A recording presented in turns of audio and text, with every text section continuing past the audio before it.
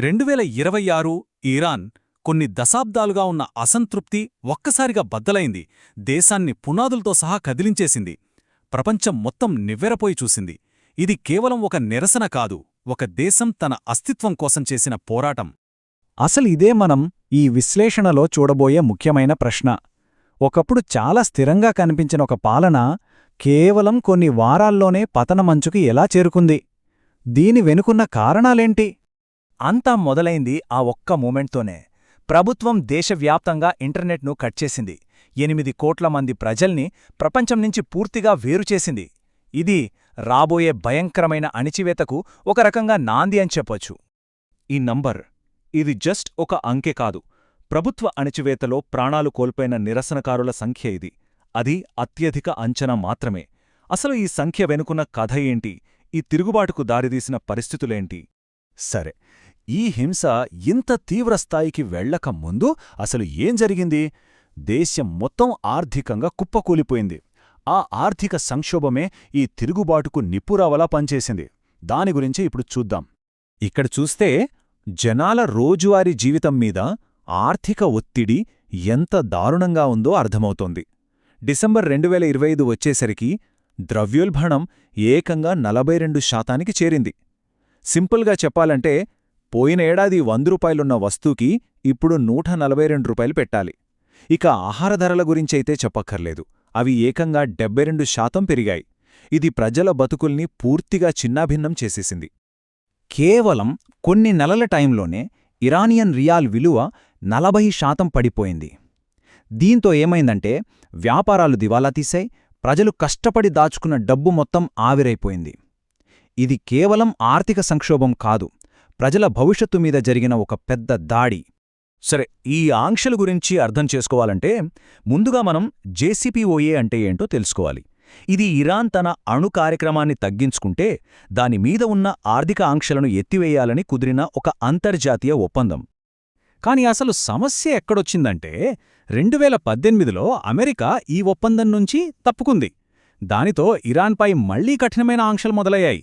ఈ ఒక్క చర్య ఇరాన్ ఆర్థిక వ్యవస్థను పూర్తిగా స్తంభింపజేసి దేశాన్ని పెద్ద సంక్షోభంలోకి నెట్టేసింది. ఈ విషయాన్ని స్వయంగా అమెరికా ట్రెజరీ సెక్రటరీనే ఒప్పుకున్నారు.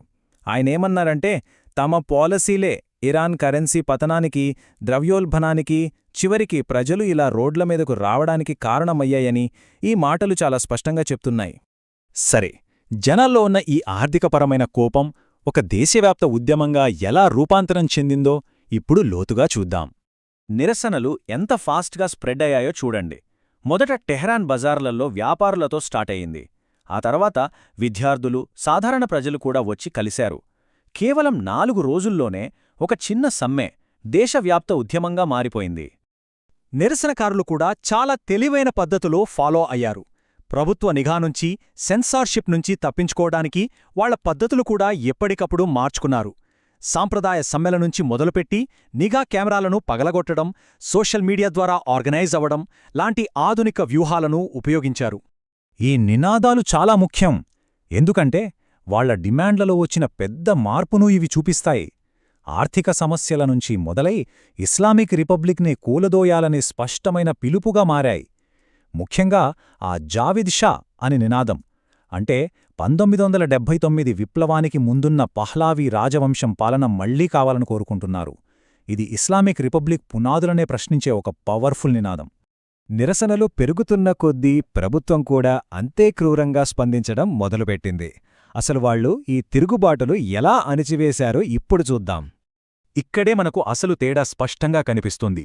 ఒకవైపేమో శాంతియుతంగా నినాదాలు, సమ్మెళ్లు చేస్తున్న నిరాయుతులైన ప్రజలు, మరోవైపేమో వాళ్లమీద బుల్లెట్లు, ఇంటర్నెట్ షట్డౌన్లు, సామూహిక అరెస్టులతో స్పందించిన రాజ్యం యొక్క పూర్తి సైనిక శక్తి.